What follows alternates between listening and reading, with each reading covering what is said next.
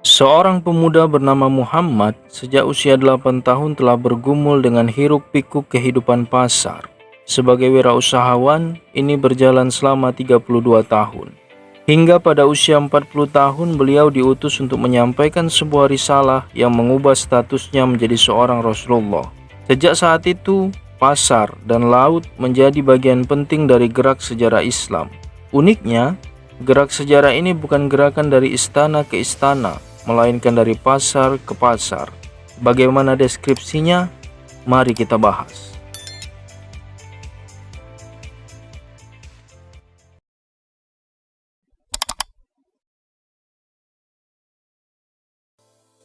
Istilah pasar yang dikenal di Nusantara berasal dari bahasa Arab yaitu bazar.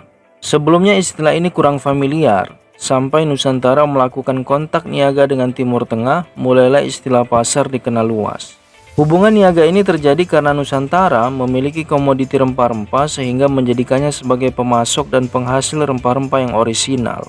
Dampak hubungan niaga antara Timur Tengah dan Nusantara secara budaya yang paling terasa hingga hari ini adalah digunakannya istilah nama-nama pasar di Nusantara yang disandingkan dengan nama-nama hari dalam Islam, seperti Pasar Senen, Pasar Rabu, dan Pasar Jumat. Melalui pasar berkembang pula bahasa Melayu pasar yang digunakan sebagai bahasa komunikasi niaga. Demikian pula penggunaan huruf Arab Melayu menjadi sangat dikenal di Nusantara. Mengapa peradaban Islam yang notabene berasal dari Timur Tengah begitu sangat berpengaruh dalam menciptakan perubahan budaya di Nusantara?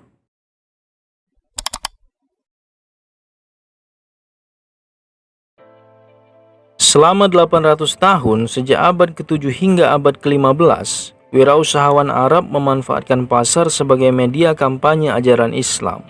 Tentunya untuk bisa berkelana melakukan perdagangan ke hampir seluruh penjuru dunia, dibutuhkan sarana transportasi yang kompatibel dengan kondisi geografis alam.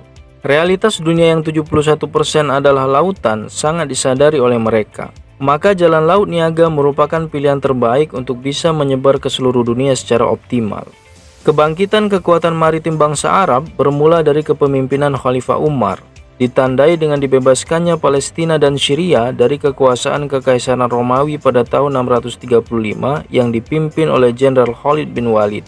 Disusul 3 tahun kemudian di bawah pimpinan Jenderal Amr bin Ash dilakukan penyeberangan dan berhasil membebaskan Mesir dari penindasan Romawi.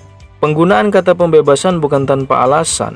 Kekuasaan Romawi dianggap masyarakatnya sebagai beban. Misalnya di Syria dan Damaskus diberlakukannya beban pajak yang sangat tinggi sehingga memberatkan masyarakatnya. Di Tunisia, para jenderal tentara Romawi menyita tanah para petani Kipti Kristen lalu menjadikannya sebagai lapangan polo, sejenis permainan golf sambil mengendarai kuda. Akibatnya kehadiran Islam disambut masyarakat setempat sebagai pembebas. Dan sejarah mencatat, Khalifah Umar mengembalikan semua hak kepemilikan tanah kepada para petani Kipti secara penuh. Kembali tentang perkembangan maritim Timur Tengah, kekuatan maritim itu terus bertumbuh pada masa dinasti Umayyah, Abbasiyah, bahkan sampai beralih kepada dinasti Genghis Khan hingga Turki Utsmani. Penguasaan maritim dan jalan laut niaga menjadi fokus utama kekuasaan politik Islam kala itu.